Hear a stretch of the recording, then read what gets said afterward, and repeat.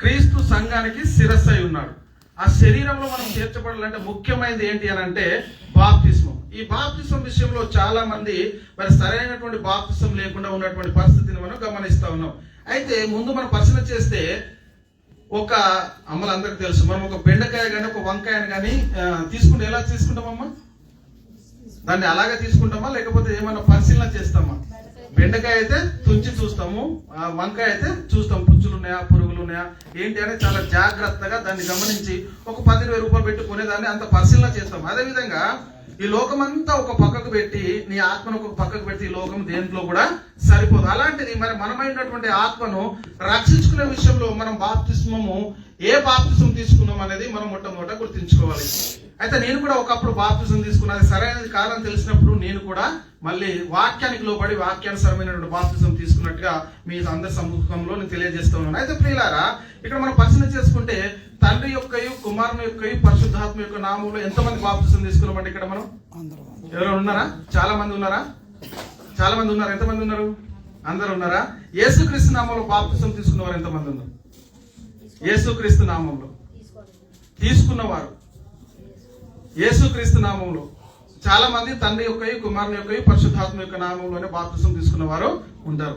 అయితే లేఖనం ఏం చెప్తుంది అంటే ఎందుకు ఈ అంశాన్ని నేను తీసుకొచ్చానంటే సరైనటువంటి బాప్తిసం ఏంటి అనేది మనం చాలా జాగ్రత్తగా ఈరోజు మనము పరిశీలించాలి. అయితే యేసుక్రీస్తు వారు మృతులలో నుండి తిరిగి లేచిన తర్వాత నేనైతే యేసుక్రీస్తు నామంలో బాప్తిసం తీసుకున్నాను. అయితే యేసుక్రీస్తు వారు మృతులలో నుండి తిరిగి లేచిన తర్వాత తన శిష్యుల యొద్దకు వచ్చి ఒక మాట చెప్తా ఉన్నాడు. ఏంటి ఆ మాట అంటే మత్తయి సువార్త 28వ అధ్యాయము 18-19 వర్షాలు మనం పరిశీలన చేద్దామండి. అయితే యేసు వారి యొద్దకు వచ్చి పరలోకమందును భూమి మీదను నాకు సర్వాధికారం ఇవ్వబడి ఉన్నది, కాబట్టి మీరు వెళ్ళి సమస్త జనులను శిష్యులను గాను చేయుడి, తండ్రి యొక్కయు కుమారుని యొక్కయు పరిశుద్ధాత్మ యొక్కయు నామములోనికి వారికి బాప్తిసము ఇచ్చుచ్చు, బాప్తిసం ఇచ్చుచ్చు అనేటటువంటి విషయాన్ని మనం ఇక్కడ గుర్తించాం. అయితే పిల్లల యేసుక్రీస్తు వారు మృతుల నుండి తిరిగి లేచిన తర్వాత ఈ మాట చెప్పిన వెంటనే మన శిష్యులు వెళ్ళి తండ్రి యొక్కయు కుమారుని యొక్కయు పరిశుద్ధాత్మ యొక్క నామంలో ఎక్కడైనా బాప్తిసం ఇచ్చినట్టుగా మరి బైబిల్ గ్రంథంలో ఏమైనా ఒక రిఫరెన్స్ ఉందా అనేది మనం మొట్టమొదట గుర్తించుకోవాలి. అదొకటి. అదేవిధంగా పరిశుద్ధాత్మను పొందుకున్న తర్వాత అపోస్తులు ఏ నామమున బాప్తిస్మం ఇచ్చారు అనేది ఇప్పుడు మనం చూద్దాం. అపోస్తుల కార్యములు 2వ అధ్యాయం 30-39. పేతురు ఏంటంటే మీరు మారు మనసు పొంది పాప క్షమాపణ నిమిత్తము ప్రతివాడు యేసుక్రీస్తు నామమున బాప్తిస్మం పొందుడి, అప్పుడు మీరు పరిశుద్ధాత్మన వరము పొందుదురు. ఏంటంటే ఈ వాగ్దానము మీకును మీ పిల్లలకును దూరస్తులందరికీ అనగా ప్రభువైన మన దేవుడు తన యొద్దకు పిలిచిన వారందరికీ చెందునని వారితో చెప్పాను. దేవునికి స్తోత్రం కలుగును గాక. ఫస్ట్ వాక్యములనేమో మనం మత్తయి సువార్త 28వ అధ్యాయం 18-19లో మనం ఏం చూసామంటే అక్కడ యేసుక్రీస్తు అక్కడ చెప్తున్నాడు తండ్రి యొక్కయు కుమారుని యొక్క పరిశుద్ధాత్మ యొక్క నామంలో బాప్తిసం ఇవ్వండి అన్నాడు. అయితే ఇక్కడికి వచ్చేసరికి అపోస్తలుల దగ్గరికి వచ్చేసరికి వారేమో యేసుక్రీస్తు నామంలో బాప్తిసం పొందుడి, ఇది ఒక్క మీకే కాదు భూలోకంలో ఉన్న సర్వ మానవాళికి, అంటే ఈ వాగ్దానం మీకును మీ పిల్లలకును దూరస్తులందరికీ అనగా ప్రభువైన మన దేవుడు తన యొద్దకు పిలిచిన వారందరికీ, ఇక వేరే ప్రతి ఒక్కరికి, ఇక క్రైస్తవులుగా కానీ ఎవరైతే క్రీస్తుని అంగీకరిస్తున్న వారందరికీ ఈ వాగ్దానం ఉన్నది అని ఇక్కడ పరిశుద్ధ లేఖనం అని చెప్తున్నారు. అయితే ప్రియులారా, ఒక దగ్గరనేమో అలాగా ఒక దగ్గరనేమో ఇలాగా చెప్పబడి ఉందంటే మరి బైబుల్ ఏమన్నా తప్పు రాయబడి ఉందా లేదా మనం ఆలోచించుట్లోనే మనం పొరపడుతున్నామా అనేది చాలా జాగ్రత్తగా మనం పరిశీలన చేసుకున్నాం. ఏంటంటే ఇది మన జీవితంలో చాలా ప్రాముఖ్యమైనటువంటి సబ్జెక్టు. అయితే పిల్లలు ఇక్కడ మనం పరిశీలన చేస్తే ఇలా ఈ రెండు సంగతులు చాలా జాగ్రత్తగా మనసు పెట్టి ఏది సరైనదో ఏది సరైనది కాదో మనము రక్షణ అంటే ఈ రెండిట్లో ఏ నామంలో బాప్తిసం తీసుకుంటే మనము రక్షణ పొందుతాము అనేది చాలా జాగ్రత్తగా, ఏ నామంలో పాప క్షమాపణ రక్షణ నిత్య జీవము పరలోకం ఉన్నదని నమ్మి విశ్వసిస్తామో దానినే మనము చేయడానికి ముందుకు రావాలి. అయితే ప్రియులారా, ఈ నామము అంటున్నాడు కదా, నామం అంటే ఏంటి? ఇక్కడ 4 ఉన్నాయండి మనకు క్వశ్చన్స్. ఎన్ని ఉన్నాయి ఈ బాప్తిసంలో? 4 క్వశ్చన్లు. ఒకటి ఏంటంటే నామం అంటే ఏంటి, రెండవది అసలు నేను బాప్తిస్మము ఎందుకు పొందుకోవాలి, మూడవది మరి బాప్తిసం తండ్రి యొక్క కుమారుని యొక్క పరిశుద్ధాత్మ యొక్క నామంలో తీసుకోవాలా లేక యేసుక్రీస్తు నామంలో తీసుకోవాలా, అసలు యేసుక్రీస్తు నామంలోనే బాప్తిస్మము ఎందుకు తీసుకోవాలి అనేటటువంటి 4 పాయింట్స్ ఉన్నాయి. దీని గురించి నేను ఎంత మట్టుకు అయితే అంత మట్టుకు ఈరోజు మాట్లాడడానికి నేను ప్రయత్నం చేస్తాను. అయితే ప్రియులారా, మనం పరిశీలన చేస్తే అసలు మొదటి పాయింట్, నామం అంటే ఏంటండి?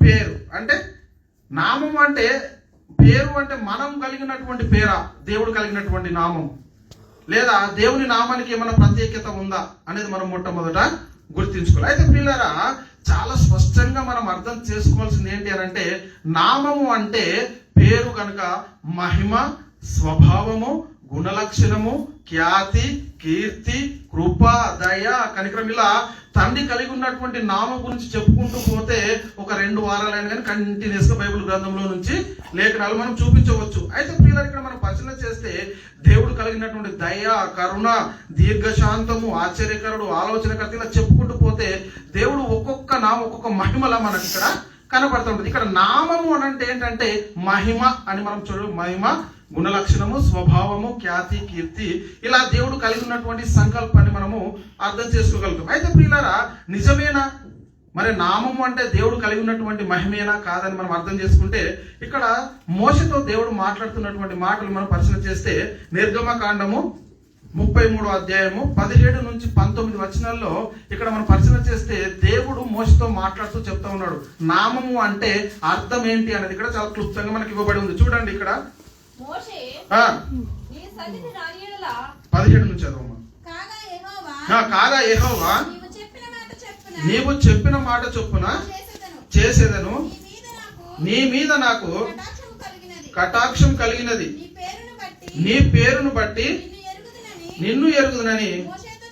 అంటే ఇక్కడ మోషే పేరును బట్టి ఎరగడం అంటే ఏంటంటే, మోషే కలిగి ఉన్నటువంటి ఆ మోషే అనే పేరు కాదు, మోషే జీవిస్తున్నటువంటి విశ్వాస జీవితాన్ని బట్టి నిన్ను నేను ఎరుగుదునని చెప్తున్నటువంటి మాట ఇక్కడ చెప్తున్నాడు. కిందికి వచ్చేసరికి అతడు దయచేసి నీ మహిమను నాకు చూపు అంటే, మోషే అడుగుతున్న నీ మహిమను నాకు చూపు అని అంటే దేవుడు ఏమంటాడు? ఆయన నా మంచితనం అంతయు నీ ఎదుట కనుపరిచెదను, యెహోవా అను నామమును నీ ఎదుట ప్రకటించేదను, నేను కరుణించు వాణ్ణి కరుణించేదను, ఎవని యందు కనికరపడుదునో వాని యందు కనికరపడు. దేవునికి స్తోత్రం కలుగును గాక. ఇక్కడ మోషేనేమో నీ మహిమ చూపించు తండ్రి అని యెహోవాను అడుగుతా ఉన్నాడు. తండ్రి అయిన దేవుడేమో ఆయన నామాన్ని ప్రకటిస్తున్నాడు. అంటే మహిమ అంటే ఇక్కడ నామం, దేవుడు కలిగి ఉన్నటువంటి ఒక్కొక్క మహిమ ఇక్కడ మనకు చెప్తా ఉన్నాడు. నేను కరుణించు వారిని కరుణించేదను, ఎవరి యందు కనికరపడుదునో అంటే అదే మహిమ, స్వభావము, గుణలక్షణాలు, తండ్రి కలిగి ఉన్నటువంటి ఒక్కొక్క గుణలక్షణాన్ని మనం ఇలా పరిశీలన చేసుకుంటూ పోతే చాలా ఉన్నాయి తండ్రి కలిగినటువంటి, మనం ఏడలు కలిగినటువంటి సంకల్పం ఏంటి అని. అయితే పిల్లలు మరి పై వచనంలో మనం పరిశీలన చేస్తే మోషే దేవుణ్ణి మహిమను కనపరచమంటే దేవుడు అంటున్నాడు ఆ నామాన్ని. అంటే ఇక్కడ నామము అంటే మనకి ఏమర్థం కావాలంటే మహిమ, స్వభావము, గుణలక్షణము, తండ్రి కలిగినటువంటి ఒక్కొక్క ప్రేమ అనేది ఇక్కడ మనం చాలా జాగ్రత్తగా మనం పరిశీలన కావాలి. అయితే ఇంకా మనకు అర్థం కావాలంటే ఇంకొక మాట, అదే 34వ అధ్యాయంలోనే 5-6 వచనాల్లో మనం పరిశీలన చేస్తే, నిర్గమకాండము 34వ అధ్యాయము మేఘంలో యెహోవా దిగి అక్కడ అతనితో నిలిచి ఏంటంటే యెహోవా అను నామమును, దేవునికి స్తోత్రం కలుగును గాక. ఇక్కడ మేఘంలో యెహోవా దిగి మోషతో ఏం చేస్తున్నాడండి? అతనితో యెహోవా అను నామాన్ని ప్రకటించాడు. ఏంటి? అతని ఎదుట యెహోవా అతని దాటి వెళ్ళుచు ఏంటంటే యెహోవా కనికరము, దయ, దీర్ఘశాంతము, విస్తారమైన కృపా సత్యములు గల దేవుడైన యెహోవా. దేవునికి స్తోత్రం కలుగును. ఇక్కడ మనకి ఏమర్థమైంది అంటే దేవుని యొక్క నామము అంటున్నాం కదా, నామములో బాప్తిస్మం అంటున్నాం కదా. అసలు నామం అంటే మెయిన్ అర్థం ఏంటంటే దేవుడు కలిగినటువంటి మహిమ, కరుణ, జాలి, దయ, కృప, విస్తారమైనటువంటి ఏమంటున్నాడు? కృప గలవాడు, దీర్ఘశాంతం గలవాడు అనే యొక్క నామం. ఆయన కలిగినటువంటి క్యారెక్టర్స్ ఎంతలా మళ్ళీ ఉండండి, అది ఒక్కొక్క నామం కింద మనకి ఇక్కడ చాలా స్పష్టంగా మనకు కనబడుతుంది. అంటే నామం అంటే ఆయన కలిగి ఉన్నటువంటి మహిమ అని మనకు మొట్టమొదట అర్థం కావాలి. అసలు బాప్తిస్మం మరి ఎందుకు పొందాలి? ఇది మన రెండో పాయింట్ ఏంటంటే బాప్తిస్మం మనము, నామం అంటే అర్థమైందా అండి? అర్థమైందా? నామం అంటే దేవుడు కలిగి ఉన్నటువంటి మహిమ స్వభావం. అంటే వీరు కలిగి ఉన్నటువంటి మహిమ యొక్క పర్సెంట్ ఎంత అనేది కూడా నేను లాస్ట్ లో తెలియజేస్తాను. ఎవరెంత పర్సెంట్, తండ్రి ఎంత మహిమ కలిగి ఉన్నాడు, కుమారుడు ఎంత మహిమ కలిగి ఉన్నాడు, పరిశుద్ధాత్మ ఎంత కలిగి ఉన్నాడు, సంఘంలో చేరినటువంటి మనము మరి ఎవరి మహిమను ధరించుకున్నాము, మనం కూడా ఎంతటి మహిమ కలిగి ఉన్నాము అనేది కూడా నేను చివరిలో చెప్పడానికి ప్రయత్నం చేద్దాను. అయితే ప్రియులారా, మనం బాప్తిస్మం ఎందుకు తీసుకోవాలి? ఇది మన ప్రశ్న. ఎందుకు తీసుకోవాలంటే ముందున్నటువంటి స్థితిని తిరిగి పొందుకోవడానికి మనం బాప్తిస్మం అనేది మనకు అవసరం. ఏంటి ముందున్నటువంటి స్థితి అంటే దేవుని కుమారులుగా ఉన్నటువంటి స్థితిని పోడగొట్టుకుంటున్నటువంటి మనము తిరిగి మళ్ళీ అదే మహిమను మనం పొందుకోవాలంటే ఎక్కడ సాధ్యమవుతుంది అంటే ఓన్లీ బాప్తిస్మములే అని మనం మొట్టమొదటి గుర్తించుకోవాలి. ఇక్కడ పరిశీలన చేస్తే తీతుకు రాసిన పత్రిక, అపోస్తులైన పౌలు గారు తీతుకు రాసిన పత్రిక 3వ అధ్యాయము 5వ వచనంలో మనం పరిశీలన చేస్తే ఇక్కడ ఒక మాట చెప్తాడండి. ఏమన్నాడు ఇక్కడ?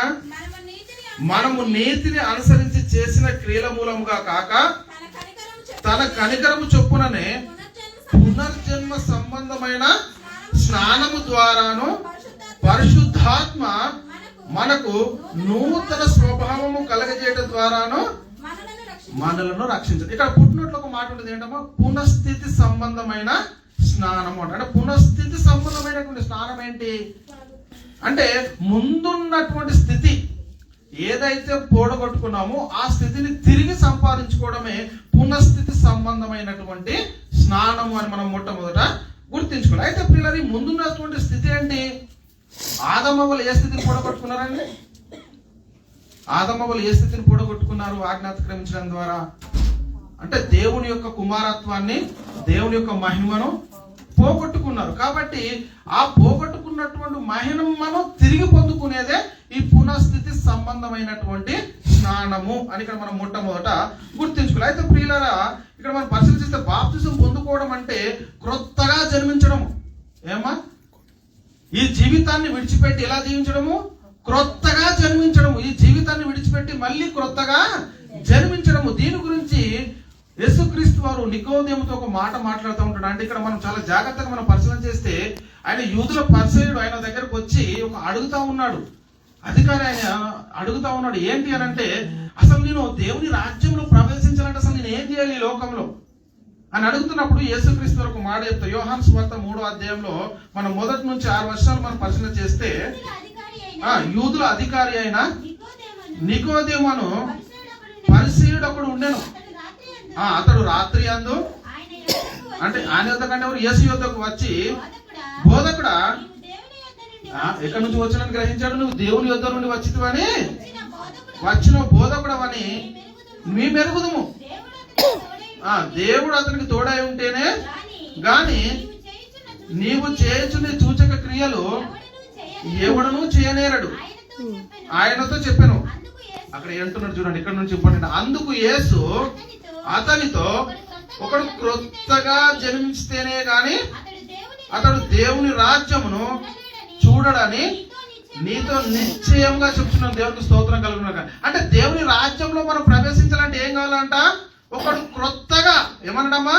ఒకడు క్రొత్తగా జన్మిస్తేనే గాని అతడు దేవుని రాజ్యం చూడడంతో నిశ్చయముగా చెప్తున్నా. అక్కడ చెప్తున్నా. నికోదేము ఏమంటాడు?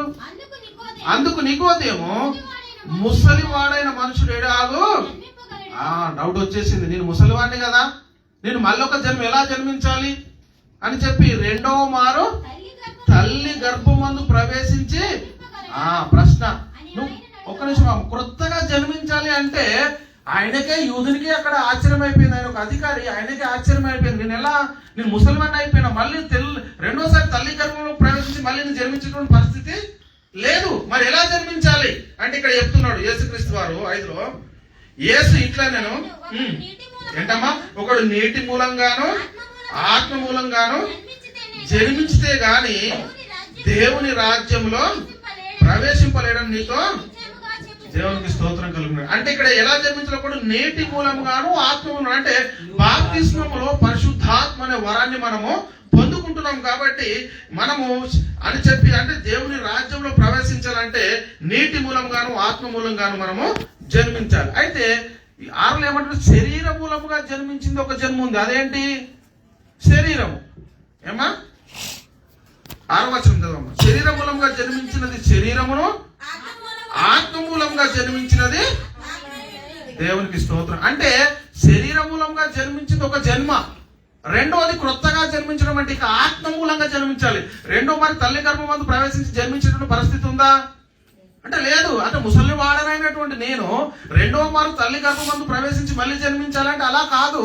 కానీ నువ్వు ఎలా జన్మించాలంటే శరీర మూలంగా జన్మించింది. అంటే శరీరమును ఆత్మ మూలంగా జన్మించినది ఆత్మనై ఉంది. అంటే బాప్తిస్మములో మనము చనిపోయినటువంటి ఆత్మను తిరిగి మళ్ళీ బ్రతికించుకుంటున్నాము గనక ఇక్కడ ఆత్మ మూలంగా జన్మింపబడుతున్నాం అనేటటువంటి విషయాన్ని మనం ఇక్కడ గుర్తెరగాలని ఇక్కడ మనం లేఖనం చాలా స్పష్టంగా మనకు అర్థం. అసలు ఆత్మ మూలంగా మరి ఎందుకు జన్మించాలి? ఇంతకు ముందు మరి ఆత్మ మూలంగా మనం జన్మించలేమా అంటే లేము. ఎందుకు ఆజ్ఞ అతిక్రమించడం ద్వారా ఏమైపోయిందమ్మా లోకంలోనికి? పాపం అనేది వచ్చేసింది. అంటే ఇది తెలుసుకోవాలంటే మొదట దేవుని యొక్క సంకల్పం అర్థం కావాలి. ఇదంతా చెప్పుకోవాలంటే నేను అవుట్లైన్ మాత్రం మీకు ఇస్తాను. ఇది ఒక సబ్జెక్ట్ ఉంటుంది, ఇదంతా ఒక సబ్జెక్ట్. ఇది నీకు అవుట్లైన్ ఇస్తాను. అంటే దేవుడి యొక్క సంకల్పం ఏంటంటే నా పిల్లలు నా సన్నిధిలో పరిశుద్ధులుగాను, నిర్దోషులుగాను, నిరపరాధులుగాను నా సన్నిధిలో నా ఎదుట ఉండాలని తండ్రి జగత్తు పునాది వేయబడక ఒక సంకల్పాన్ని సంకల్పించి తనకు అనేక మంది కుమారులు కావాలని తనకు ఆలోచన వచ్చింది. పరలోకంలో తండ్రి ఆ దేవాది దేవుడు అత్యున్నతమైన సింహాసనం మీద ఉండి కోటాను కోట్ల దేవదూతల చేత పరిశుద్ధుడు పరిశుద్ధుడు పరిశుద్ధుడు అని ప్రతి గానాల చేత అనునిత్యం పొగడింపబడుతున్నటువంటి పరలోకపు తండ్రి ఒక ప్రణాళిక సంకల్పాన్ని సంకల్పించాడు. ఏంటి అంటే నాకున్నటువంటి మహిమకు, నాకున్నటువంటి సమస్తానికి నాకు అనేక మంది కుమారులు కావాలి. ఈ కుమారులు ఎక్కడ ఉండాలంటే నా ఎదుట తన సన్నిధిలో పరిశుద్ధులుగాను నిర్దోషులుగాను ఉండాలని జగత్తు పునాది వేయబడక మునిపే సంకల్పించి మన అందరినీ క్రీస్తులో ఏర్పాటు చేసుకున్నట్టుగా ఎఫెసీయులకు రాసిన పత్రిక 1వ అధ్యాయము 4 నుంచి 6 వచనాలు తీయకండి, అక్కడ ఈ సంకల్పం అంతా రాయబడి ఉంటుంది. అయితే ప్రియులారా, ఇది దేవుని సంకల్పం. ఈ సంకల్ప ప్రకారమే దేవుడు ఏం చేశాడంటే దేవుడు మన స్వరూపమందు మన పోలిక చొప్పున నరులను చేయదాం అనుకోండి. ఎలా అనుకున్నాడమ్మా? మన స్వరూపం అంటే మన పోలిక అంటే శరీర ఆకారం మాత్రము కాదు. దేవుడు కలిగినటువంటి మహిమ, ఆయన గుణలక్షణము, ఆయన స్వభావము, ఆ గుణలక్షణంలో, మహిమలో, స్వభావంలో నాకు అనేక మంది కుమారులు కావాలని జగత్తు పునాది వేయబడక మునుపు తండ్రి సంకల్పించి ఆ సంకల్ప ప్రకారము ఆయన క్రీస్తులో మన అందరిని ఏర్పాటు చేసుకున్నట్టుగా మనకి కనబడుతుంది. ఆ సంకల్ప ప్రకారమే దేవుడు ఆయన చేయాలనుకున్నాడు. చేసి దేవుడు మన స్వరూపమందు నరుణ్ణి సృజించదము అని చెప్పి వాడిని స్త్రీని గాను పురుషుని గాను చేయదు మన దేవుడు యొక్క సంకల్పాన్ని సంకల్పించి ఆ సంకల్ప ప్రకారమే అంటే దేవుడు తన ఆత్మలో నుండి అంటే కొద్ది ఆత్మను తీసి ఆ ఒక మట్టి బొమ్మ చేసి ఆ మట్టి బొమ్మలోనికి ఆ నాసిక రంధ్రంలో జీవవాయువుగా నరుడు జీవాత్మ అని చెప్తున్నటువంటి పరిస్థితి. ఆ తర్వాత ఆదమ ప్రకటెముకను తీసి మరి అవ్వనుగా మరి చేసినట్టుగా వీరిద్దరిని వివాహ బంధం చేత జతపరిచి ఆ ఏదను తోటలో ఉంచి దేవుని యొక్క ఆజ్ఞలో అంటే ఇప్పుడు మనం పరిశీలన చేస్తే భూమి మీద దేవుని రాజ్యం అనేది స్థాపించబడింది. ఈ భూమి మీద దేవుని రాజ్యంలో ప్రజలెవరు అంటే ఆదాము అవ్వలు. రాజెవరు అంటే తండ్రి అయిన దేవుడు. అంటే ఈ భూమి మీద స్థాపించబడినటువంటి తన రాజ్యంలో ఆదాము అవ్వలేమో ప్రజలుగా ఉన్నారు, రాజ్యము తండ్రి అయిన దేవుడు ఉన్నాడు. అయితే ప్రియులారు, ఇక్కడ మనం పరిశీలన చేస్తే మరి వీళ్ళు దేవుని ప్రజలుగా ఉండాలి అని అంటే మనకు ఒక ఆజ్ఞ. ఈ దేశంలో మనం ఉండాలంటే మనం ఈ లోక చట్టాన్ని, ఈ రాజ్య చట్టాన్ని మనం అనుసరించి జీవించాలి. అదేవిధంగా మరి ఆ ఏదోను తోటలో ఉన్నటువంటి ఆదామవ్వలకు దేవుడి యొక్క ప్రజలుగా ఉండాలంటే వారికి కూడా దేవుడు ఒక చట్టాన్ని, ఒక ఆజ్ఞను కూడా మనకు అక్కడ ఇచ్చాడు. ఏంటి ఆ చట్టము ఆజ్ఞ అంటే ఈ తోటలో ఉన్నటువంటి వృక్ష ఫలాన్ని అంటే మంచి ఇక్కడ చూద్దాం, ఒక మాట చదవండి. ఆదికాండము 2వ అధ్యాయం 16-15 మనం పరిశీలన చేస్తే మరియు దేవుడైన యెహోవా ఈ తోటలోనున్న ప్రతి వృక్ష ఫలమును నీవు నిరభ్యంతరంగా తినవచ్చును, అయితే మంచి చెడుల తెలియనుంచి వృక్ష ఫలమును తినకూడదు. నీవు వాటిని తిని దినమున నిశ్చయంగా చచ్చిన నరునికి ఆజ్ఞ అనేది ఏంటమ్మా? ఈ తోటలో ఉన్నటువంటి ప్రతి వృక్ష ఫలాన్ని నువ్వు తిను. జీవవృక్ష ఫలాలు ఉన్నాయి ఆ తోటలో, ఆహారానికి సంబంధించిన వృక్ష ఫలాలు ఉన్నాయి, మంచి చెడ్డ తెలియనిచ్చే వృక్ష ఫలం కూడా ఉంది. అయితే దేవుడు ఒక ఆజ్ఞ ఇస్తా ఉన్నాడు, ఈ పండు మాత్రం నువ్వు తినొద్దు, ఇది తింటే నిశ్చయంగా నువ్వు చస్తావు అని అంటే దేవుడు దేనికి ఫస్ట్ తీర్పు తీర్చాడు? ఆత్మకు. ఆజ్ఞ అతిక్రమించిన వెంటనే తీర్పు తీర్చింది దేనికంటే ఆత్మకు. ఆ తర్వాత శరీర మరణం అనేది వచ్చేసిందని మనం మొట్టమొదట గుర్తించుకున్నాం. అంటే మొదట ఆత్మ సంబంధమైనటువంటి మరణానికి లోనైపోయింది. దేవుడు ఇచ్చినటువంటి ఆజ్ఞను అతిక్రమించడం ద్వారా ఆత్మ అనేది దేవుని సన్నిధిలో నుండి వేరైపోయింది. దేవుని చిత్తానికి ఎప్పుడైతే లోపడలేదో వీరు దేవుని కుమారులుగా కాకుండా పోయారు. ఇచ్చినటువంటి ఆజ్ఞ అతిక్రమించారు. ఆజ్ఞ అతిక్రమించడం ద్వారా ఏమైపోయిందంటే కొద్ది కాలంలోనే మరి దేవుడు ఇచ్చినటువంటి ఆ ఆజ్ఞను అతిక్రమించడం ద్వారా వీళ్ళు పాపులుగా అయిపోయారు. దేవుని ఏదోని తోటల నుండి గెంటి వేయబడ్డారు. ఇచ్చినటువంటి ఆ చట్టంలో నిలవలేదు కనుక ఏం చేశాడు దేవుడు అంటే వారిని ఆ తోట నుండి బయటకు వెళ్ళగొట్టాడు. చూడండి, అంటే దేవుని రాజ్యంలో లేకుండా వీళ్ళు వెళ్ళిపోయినటువంటి పరిస్థితిని మనం అక్కడ చూస్తున్నాం. అయితే ప్రియులారా, ఎందుకు ఇలా జరిగిందంటే సాతాను వాళ్ళ దగ్గరికి వచ్చి ఏం చేశాడండి, వారి కన్నులు ఆత్మ సంబంధమైనటువంటి నేత్రాలతో ఉన్నటువంటి వారిని ఈ లోక సంబంధమైన నేత్రాలు తెల్లింపజేశాడు. వాడు ఈ లోక సంబంధమైన వాటిని చూపించాడు. అక్కడ ఏం చెప్తూ ఉన్నాడంటే ఆ సాతాను ఆ దగ్గరికి వచ్చి స్త్రీతో, ఇది నిజమా? ఈ తోట చెట్లలో దేని ఫలములైనను మీరు తినకూడదని. చూడండి, మనకు తెలుసు సాతానుకు దేవుడు ఇచ్చినటువంటి చట్టం ఉంది. ఈ చట్టాన్ని వీళ్ళు అనుసరించి జీవిస్తే దేవుడు ప్రజలుగా ఉంటారు. అతిక్రమిస్తే మరి అపవాది కుమారులుగా అయిపోతారు, నా కుమారులు అయిపోతారు అని వీరికి తెలుసు కాబట్టి అక్కడికి వచ్చినట్టుగా మనకు కనబడతా ఉంది. చెప్పి అడిగిన అందుకు ఆ స్త్రీ అడిగాను. అందుకు స్త్రీ ఏంటంటే ఈ తోట చెట్ల ఫలములను మేము తినవచ్చును, అయితే తోట మధ్యనున్న చెట్టు ఫలముల గురించి దేవుడు మీరు చావకుండానట్లు వాటిని తినకూడదని వాటిని ముట్టకూడదని చెప్పినని. చూడండి, అంటే ఏమైంది, వారికి ఆజ్ఞ ఇచ్చింది జ్ఞాపకం ఉందా? వారు ఇచ్చినటువంటి దేవుడు ఇచ్చినటువంటి ఆజ్ఞ ఎక్కడుంది? వారి హృదయాల్లో ఉంది కాబట్టి సాతానుతో అంటున్నాడు, దేవుడు ఈ తోటలో ఉన్నటువంటి చెట్టు పళ్ళను తినొచ్చు కానీ దాని గురించి మాత్రం మాకు ఆజ్ఞ లేదు, అది తినొద్దు అన్నాడు. అది తింటే ఏమనంటే నిశ్చయంగా మీరు చచ్చేదారు, మీరు దాన్ని ముట్టకూడదని చెప్పినని సర్పంతో అన్నాను. అందుకు సర్పం అంటుంది, మీరు చావనే చావరు, ఏలయనగా మీరు వాటి తిని దినమున అదండి మీ కన్నులు తెరవబడిననియో మీరు మంచి చెడులను ఎరిగిన వారై దేవతల వందునని దేవునికి. అక్కడ జరిగింది ఏంటంటే వీళ్ళు దేవుని కుమారులుగా ఉన్నారు. దేవతలు అంటే ఎవరండి? దేవుని సేవకులు. దేవదూతలు ఎవరు? దేవుని సేవకులు. దేవుని కుమారులు ఎవరు? దేవుని వారసులు. అంటే వారసులను ఏం చేస్తా ఉన్నాడు సాతాను అంటే సేవకులుగా చేసే ప్రయత్నంలో ఉన్నాడు. అంటే మీరు ఉన్నటువంటి మహిమను తీసేసి ఒక సేవకునిగా చేద్దామని వాళ్ళను భ్రమపరిచి ఆ ఉన్నటువంటి మహిమ నుండి వీళ్ళని తప్పించేసి ఏం చేశాడు ఆ స్త్రీ, ఆహారములకు మంచిదియు కన్నులకు అందమైనదియు వివేకం నిచ్చు రమ్యమైనది ఉండుట చూసినప్పుడు ఆమె దాని ఫలంలో కొన్ని తీసుకొని తిని తనతో పాటు తన భర్తకు. ఏం జరిగిందమ్మా, ఎప్పుడైతే వీళ్ళు ఆజ్ఞ అతిక్రమించారో ఏమైపోయింది? సరిపోతాం. అక్కడ ఏమైపోయిందంటే వాళ్ళ ఆత్మ సంబంధమైనటువంటి మనోనేత్రాలు అనేవి మూయబడ్డాయి, ఈ లోక సంబంధమైనటువంటి నేత్రాలు తెరవబడ్డాయి. అప్పుడే మేము దిగంబరులు గమనించాం. అంతకుముందు వారికి నేత్రాలు లేవా, చూడట్లేదా, ఆ తోటలో విహరించట్లేదంటే చూస్తూ ఉన్నారు. కానీ వాళ్ళు ఎవరి పోలికలు ఉన్నారు అప్పుడు అని అంటే దేవుని పోలికలో, దేవుని మహిమలో, దేవుని స్వరూపంలో ఉన్నారు కాబట్టి ఆత్మ నేత్రాలతో వారు చూస్తూ ఉన్నారు కాబట్టి ఈ బాహ్యమైనటువంటి శరీరం వారికి కనబడట్లేదు. ఈ బాహ్యమైనటువంటి ప్రకృతి కనబడాలి అని అంటే ఆ మనిషికి ఈ లోక సంబంధమైనటువంటి నేత్రాలు కావాలి. అందుకే ఇక్కడ వారి నేత్రాలు తెరవబడ్డాయండి. ఏ నేత్రాలు అంటే మనోనేత్రాలు మూయబడ్డాయి, ఈ లోక సంబంధమైన నేత్రాలు తెరవబడినట్లు మనకి ఇక్కడ. అయితే ప్రియులారా, ఆజ్ఞ అతిక్రమించడం ద్వారా ఏమైపోయిందంటే మరణం అనేది లోకంలోనికి, అంటే ఆజ్ఞ అతిక్రమం అనే పాపం వల్ల వచ్చే జీతము మరణం. అయితే ప్రియులారా, భూమి మీదకి మరణం అనేది వచ్చేసింది. అయితే మరి భూమి మీద దేవుని రాజ్యం ఏమైపోయింది? పతనమైపోయింది, లేకుండా వెళ్ళిపోయింది. అసలు బాప్తిసం ఎందుకు పొందుకోవాలని రెండో ప్రశ్న ఇంకా మనకు కొనసాగుతూనే ఉంది. అయితే దేవుడు మళ్ళీ ఒక ప్రణాళిక వేశాడు. చనిపోయినటువంటి ఆత్మలను తిరిగి బ్రతికించాలంటే చాలా మంది అనుకుంటారు ఏదోని తోటల నుండి ఆదమవలను వెళ్ళగొట్టడానికి గల కారణం ఏంటి, ఆ జీవవృక్ష ఫలాలకు అగ్ని జ్వాలను ఉంచడానికి గల కారణం ఏంటి అంటే ఆత్మ సంబంధంగా వీళ్ళు చనిపోయారు, ఆజ్ఞను అతిక్రమించారు.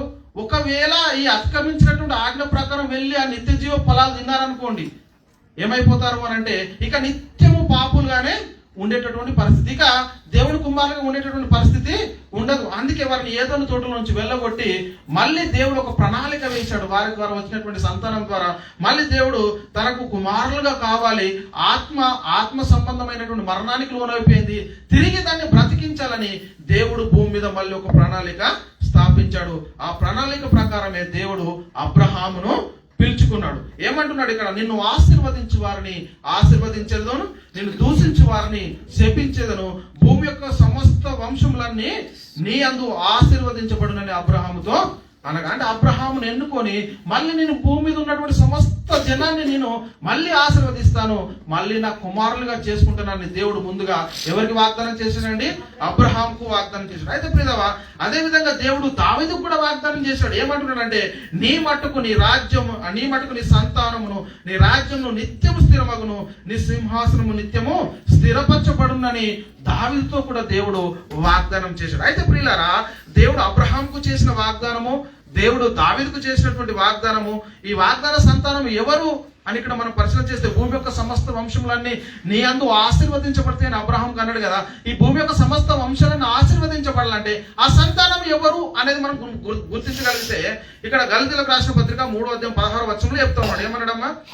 గలతీ 3:16లో, అబ్రహామునకును అతని సంతానమునకు వాగ్దానములు చేయబడెను, ఆయన అనేకుల గురించి అన్నట్టు నీ సంతానమునకు అని చెప్పక ఒకరి గురించి అన్నట్టే సంతానమునకు అనెను, ఆ సంతానము క్రీస్తు. దేవుడు ఏదైతే అబ్రహాంకు వాగ్దానం చేశాడో, దావీదుకు వాగ్దానం చేశాడో, ఆ వాగ్దాన సంతానము ఎవరంటే క్రీస్తు. క్రీస్తు ద్వారా భూలోక వంశములన్నీ ఆశీర్వదించేటటువంటి పరిస్థితి ఉంటుంది. అయితే కాలం పరిపూర్ణమైనప్పుడు దేవుడు తన కుమారుని పంపెను, ఆయన స్త్రీ అందు పుట్టి మనము దత్తపుత్రులం కావాలని ధర్మశాస్త్రంకు లోబడి ఉన్న వారిని విమోచించడకే ధర్మశాస్త్రానికి లోబడ్డవాడైనటువంటి పరిస్థితిని మనం చూస్తున్నాం. ప్రియులారా, దేవుని సంకల్పాన్ని, దేవుని చిత్తాన్ని నెరవేర్చడానికి వచ్చినటువంటి యేసుక్రీస్తు వారు తన పనిని ముగించేసి మన కోసము రక్షణ అనేది ఈ లోకములో సిద్ధపరిచేశాడు. అయితే ప్రియులారా, యేసు కూడా తన స్వరక్తం చేత ప్రజలను పరిశుద్ధపరచుటకై గవిని వెలుపట ఆయన శ్రమ పొందాడు, మన పాపాల నిమిత్తం మన లేఖనాలు చెలవిస్తున్నాయి.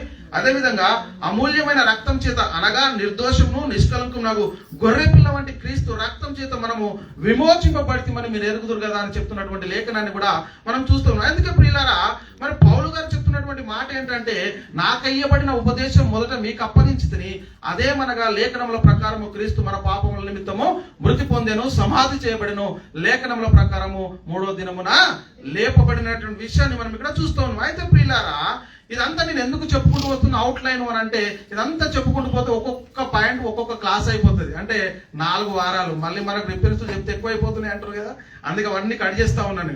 అయితే ప్రియులారా, భూమి మీద దేవుని రాజ్యాన్ని స్థాపించడానికి వచ్చిన యేసుక్రీస్తు వారు పాపానికి బలమై ఉన్నటువంటి ధర్మశాస్త్రాన్ని సిలువలో కొట్టివేసి మృతి పొంది సమాధి చేయబడి లేఖనముల ప్రకారం 3వ దినమున తిరిగి లేచి తన శిష్యుల యొద్దకు వచ్చి వారితో చెప్తున్నటువంటి మాట ఏంటంటే, ఇప్పుడు మనం క్లాసులోనికి వచ్చాం. ఏంటి అంటే, ఇక్కడ చదవండి, ఇక్కడ మత్తయి సువార్త 28:18-19 ఏమన్నాడు? మృతులో నుండి తిరిగి లేచిన తర్వాత ఇక్కడ నుండి చాలా జాగ్రత్తగా క్లాస్ మనం అర్థం చేసుకోవాలండి. ఇదంతా నేను ఒక అవుట్ లైన్ చెప్పాను, ఇక్కడ నుంచి చాలా క్లాస్ ప్రారంభించి చాలా జాగ్రత్తగా వినాలి. అయితే యేసు వారి యొద్దకు వచ్చి, పరలోకమందును భూమి మీదను నాకు సర్వాధికారం ఇవ్వబడి ఉన్నది, కాబట్టి మీరు వెళ్ళి సమస్త జనులను శిష్యులుగా చేయుడి, తండ్రి యొక్కయు కుమారుని యొక్కయు పరిశుద్ధాత్మ యొక్కయు నామంలోనికి వారికి బాప్తిసం ఇచ్చి. ఒక్క నిమిషం. అయితే పిల్లల బాప్తిసంలో ఏం జరుగుతుందంటే, ముందున్న స్థితిని తిరిగి పొందుకోవడం అని చెప్పాను. దైవ కుమారత్వాన్ని పోరగొట్టుకున్నటువంటి మళ్ళీ తిరిగి దైవ కుమారత్వాన్ని సంపాదించుకుంటున్నారు. అయితే ప్రియులారా, మరి యేసుక్రీస్తు ద్వారా దేవునికి కుమారులుగా అయ్యేటటువంటి పరిస్థితి, దేవుని రాజ్యంలో చేరేటటువంటి పరిస్థితిని మనం ఇక్కడ గమనిస్తూ ఉన్నాం బాప్తిస్మంలో. అయితే మరి ముందున్నటువంటి యేసుక్రీస్తు వారు చెప్పినటువంటి శిష్యులకు వెళ్ళి చెప్పిన వెంటనే వాళ్ళు వెళ్ళి బాప్తిసం ఇచ్చారా? భూమి మీద సమస్త జనులందరూ ఆశీర్వదించబడదురు అని అబ్రహాంకు దేవుడు ఏదైతే వాగ్దానం చేశాడో, ఆ వాగ్దాన సంతానం క్రీస్తు. క్రీస్తు వచ్చి మనకు రక్షణ సిద్ధపరిచాడు. ఆయన మృతులో నుండి తిరిగి లేచి వారి యుద్ధకు వెళ్ళి మీరు బాప్తిసం ఇవ్వండి అని చెప్పాడు కదా. తండ్రి యొక్కయు కుమారుని యొక్కయు పరిశుద్ధాత్మ యొక్క నామంలో బాప్తిసం ఇవ్వండి. మరి బైబిల్లో ఎక్కడైనా ఆ తండ్రి యొక్కయు కుమారుని యొక్కయు పరిశుద్ధాత్మ యొక్క నామంలో బాప్తిసం ఇచ్చినట్టుగా ఎక్కడైనా చూసారా మీరు? ఒక్క రిఫరెన్స్ అన్న ఇక్కడ మారు మనసు నిమిత్తం ఇచ్చాడు, అది పాపక్షమాపణ నిమిత్తం కాదు. అది కూడా ఉంది దగ్గర రిఫరెన్స్ చెప్తాను. అయితే ప్రియులారా, ఎందుకనంటే ఇది చాలా మందికి అర్థం కావాలి. యేసుక్రీస్తు చెప్పాడు ఏంటంటే, ఆయన వారికి ఆ మాట చెప్పిన తర్వాత ఇంకా కొన్ని మాటలు కూడా చాలా క్లుప్తంగా చెప్పాడు. ఎందుకంటే యేసుక్రీస్తు వారు చెప్పిన ప్రతి ఒక్క మాట మనకు అర్థమైతే నిజంగా సబ్జెక్ట్ అనేది మనకు అర్థమవుతుంది. దాని గురించి చెప్తాను. ఎందుకంటే యేసుక్రీస్తు వరకు తర్వాత వరకు కొన్ని మాటలు చెప్పాడు. ఏంటి ఆ మాటలు అంటే, ఈ మాటలు చాలా మంది అర్థం అవ్వట్లేదు. ఏమనడం ఇక్కడ, లూకాసు సువార్త 24:49 ఒకసారి చదవండి. లూకాసు సువార్త 24:49. ఇదిగో నా తండ్రి వాగ్దానం చేసినది మీ మీదకి పంపుచున్నాను, మీరు పైనుండి శక్తి పొందు వరకు పట్టణంలో నిల్చుండి అని. ఏంటమ్మా, వీళ్ళకి ఏం కావాలి? పైనుండి శక్తి పొందుకునేంత వరకు వీళ్ళు ఎక్కడ నిలిచి ఉండాలి? పట్టణంలోనే నిలిచి ఉండాలి. కానీ వెళ్ళి బాప్తిసం ఇచ్చేటటువంటి అధికారం వారికి లేదు. ఎప్పుడు బాప్తిసం ఇవ్వాలి వీరు అంటే పైనుండి శక్తి పొందుకున్నాకనే. అయితే ప్రియులారా, ఇక్కడ తండ్రి వాగ్దానం చేసింది ఏంటి మరి? పరిశుద్ధాత్మను గురించినటువంటి వాగ్దానం తండ్రి చేశాడు. సర్వజనుల మీద నా ఆత్మను కుమ్మరించదును అన్నాడు. ఎవరి ద్వారా ప్రకటించాడు ఈ వాగ్దానము? యోవేలు ప్రవక్త ద్వారా చేశాడు. యోవేలు గ్రంథం ఇక్కడ 2వ అధ్యాయం మనము 28-29 వచనాలు మనం పరిశీలన చేస్తే పరిశుద్ధాత్మను కూర్చున్నటువంటి వాగ్దానము తండ్రి చేశాడు. అదే యేసుక్రీస్తు చెప్పాడు, తండ్రి వాగ్దానం చేసినది మీరు పొందుకునేంత వరకు మీరు పట్టణంలోనే నిలిచి ఉండాలి. చూద్దామా, తర్వాత నేను సర్వజనుల మీద నా ఆత్మను కుమ్మరింతును, మీ కుమారులను మీ కుమార్తెలను ప్రవచనములు చెప్పుదురు, మీ ముసలి వారు కలలు కందురు, మీ యవ్వనులు దర్శనం చూతురు. ఆ దినంలో నేను పనివారి మీదను పనికత్తెల మీదను నా ఆత్మను కుమ్మరింతునని దేవుడు యోవేలు ప్రవక్త ద్వారా 2వ అధ్యాయము 28-29లో ఈ మాటలు చాలా అద్భుతంగా. అంటే దేవుడు వాగ్దానం చేసినటువంటి పరిశుద్ధాత్మను పొందుకునేంత వరకు వీళ్ళు ఎక్కడ నిలిచి ఉండాలి? పట్టణంలోనే నిలిచి ఉండాలి. బాప్తిసం ఇచ్చినటువంటి అధికారం ఇంకా వారికి రాలేదు. ఇంకా పైనుండి శక్తి పొందుకునేంత వరకు అంటే పరిశుద్ధాత్మను పొందుకునేంత వరకు. ఈ మాటలు ఇంకా మనకు అర్థం కావాలంటే అపోస్తల కార్యములు 1వ అధ్యాయం 8వ వచనం చదవము ఒకసారి.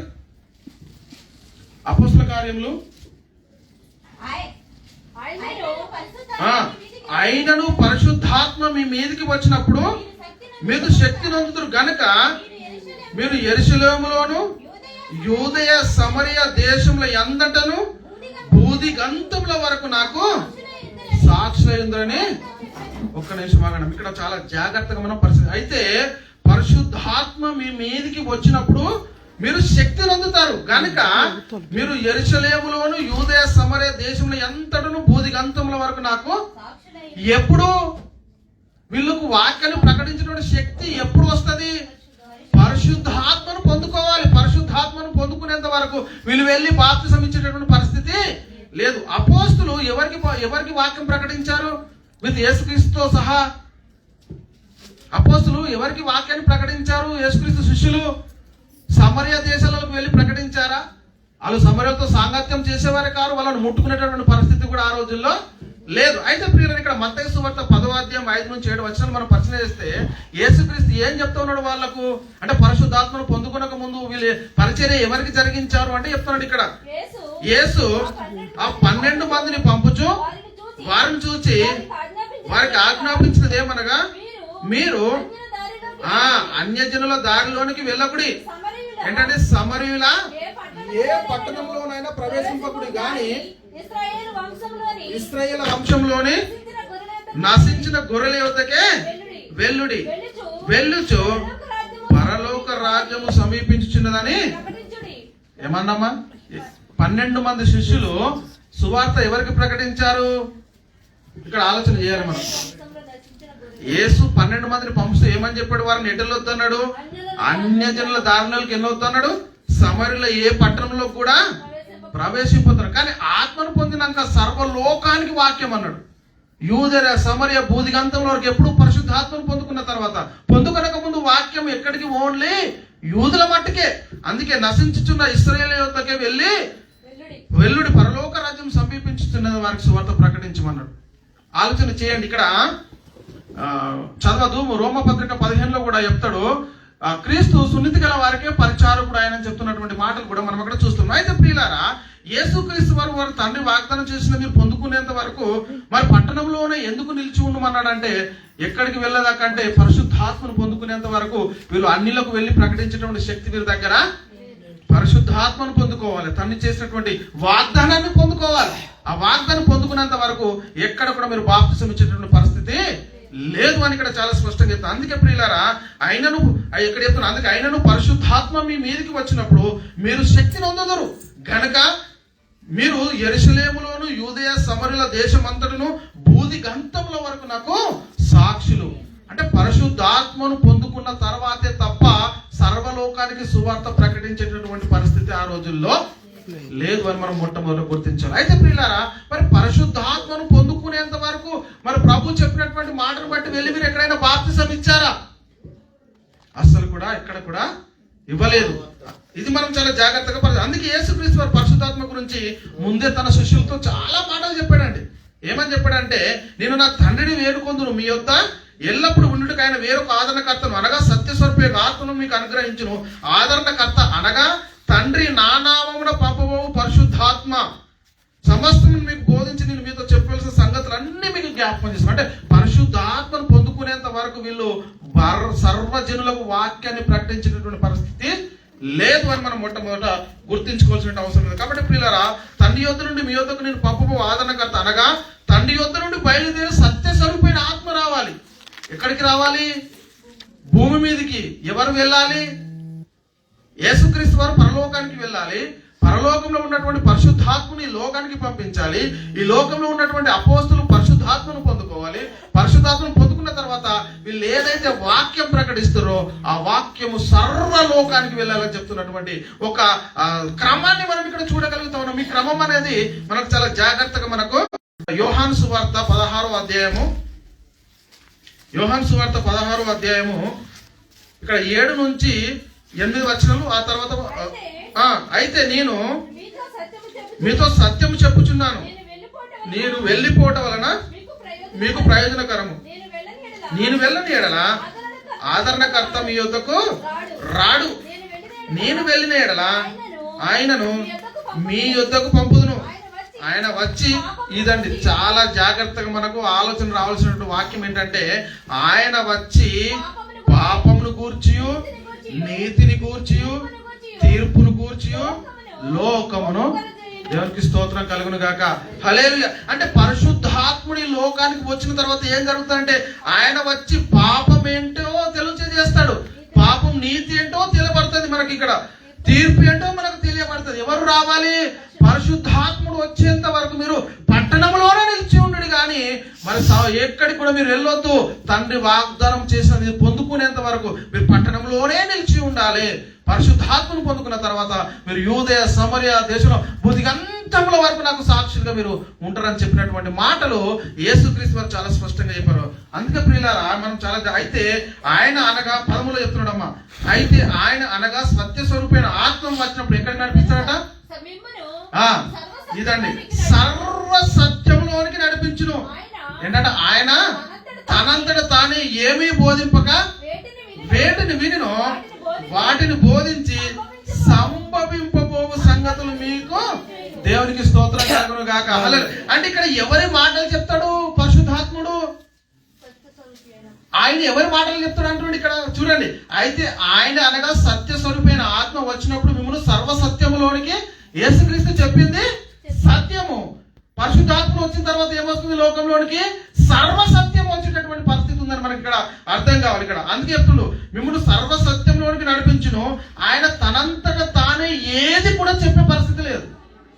తండ్రి ఏమన్నా, యేసుక్రీస్తు ఏమన్నా, నేను నా తండ్రి నామమున వచ్చి ఉన్నాను, నా తండ్రి మాటలే మీకు చెప్తున్నా. ఇప్పుడు పరిశుద్ధాత్ముడు ఎవరి మాటలు చెప్పాలి?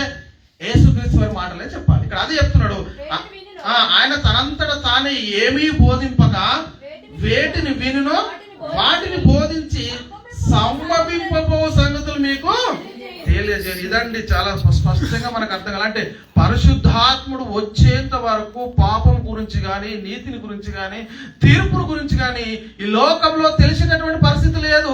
యూదయ సమరయ అంటే దేశ బూది గంటముల వరకు సువార్త వెళ్ళేటటువంటి పరిస్థితి కూడా లేదు. అందుకే యేసుక్రీస్తు మీరు పైనుండి శక్తి పొందుకునేంత వరకు పట్టణంలోనే నిలిచి ఉన్నాడు అన్నాడు. పరిశుద్ధాత్మను పొందుకునేంత వరకు మీరు పట్టణంలో నిలిచి ఉండాలి. ఎందుకంటే పరిశుద్ధాత్మను పొందుకున్న తర్వాతే మీరు వాక్యాన్ని ప్రకటించగలుగుతారు. ఆ శక్తి మీకు వస్తుంది. ఎందుకంటే మీతో నేను చెప్పాల్సినవి ఇంకా అనేక సంగతులు గల, వీటిని ఇప్పుడు మీరు వాటిని సహింపలేరు.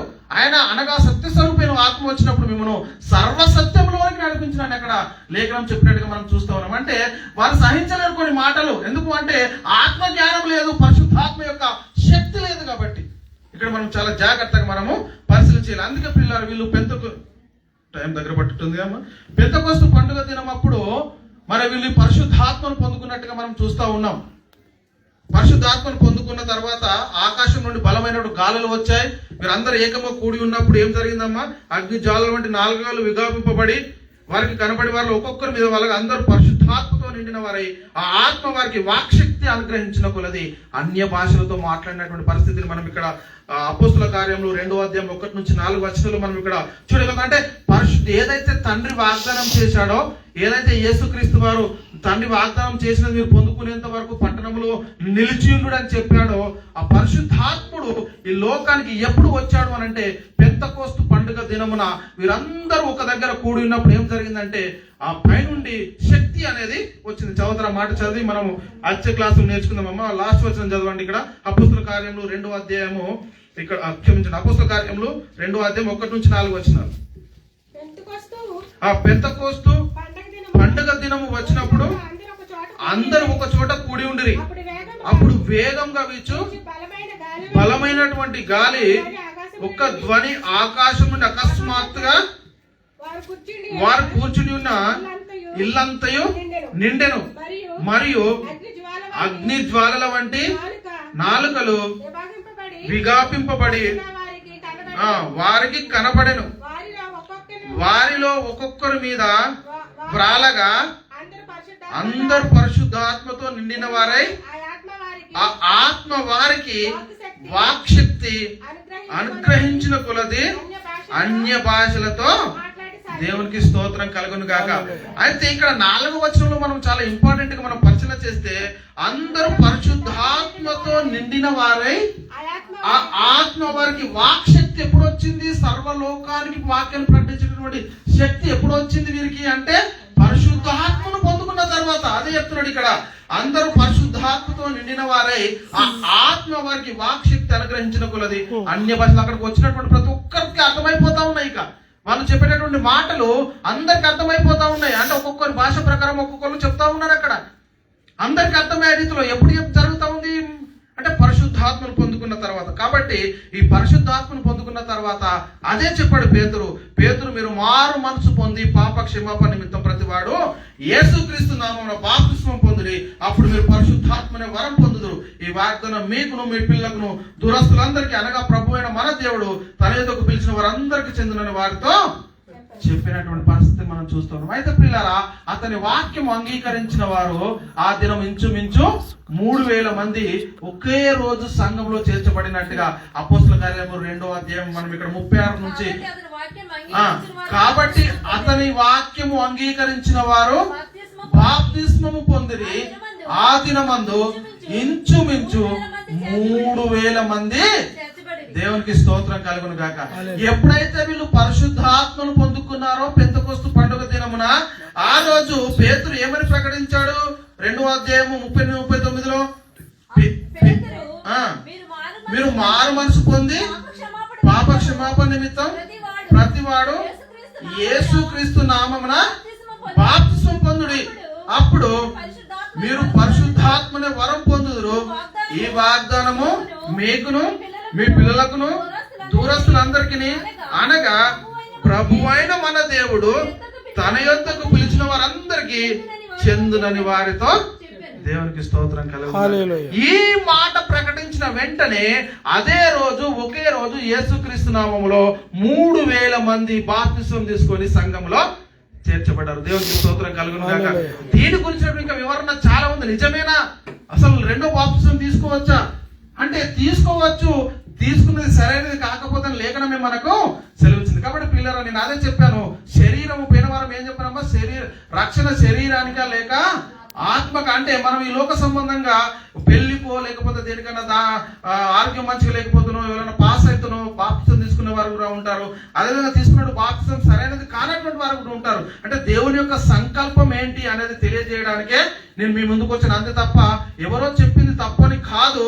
బైబిల్ గ్రంథం ఏమి చెబుతుంది ఉందో దాని ప్రకారం మనం ఉన్నామలేమని మన జీవితాలను సరి చేసుకోవడానికి నేను ఈ యొక్క వాక్యము క్రీస్తు ప్రేమ నన్ను బలవంతం చేయడం ద్వారా ఈ వాక్యం మీ ముందుకు తీసుకురావడం జరిగింది. కాబట్టి పిల్లలు, ఇంకా యేసుక్రీస్తు నామంలోనే బాప్తిసం ఎందుకు తీసుకోవాలనేటటువంటి ఈ క్లాస్ కు కొనసాగింపు మళ్ళీ వచ్చే వారంలో చెప్తాను. అంటే ఈ వారంలో సరిపోదు, ఆల్రెడీ మన టైము అయిపోయింది. కాబట్టి మళ్ళీ వచ్చే వారము దీని గురించి మనం మాట్లాడుకుందాం. కాబట్టి ఆలోచన చేయండి. అసలు మనము ఇప్పుడు నేను చెప్పినట్టు ప్రతి ఒక్క రిఫరెన్స్ లో చాలా జాగ్రత్తగా ఆలోచన. అంటే యేసుక్రీస్తు వారు చెప్పిన వెంటనే వీళ్ళు వెళ్ళలేదు, బాప్తిసం ఎక్కడ ఇవ్వలేదు. ఎందుకంటే వీళ్ళు పరిశుద్ధాత్మను పొందుకునేంత వరకు వీరికి శక్తి కావాలి.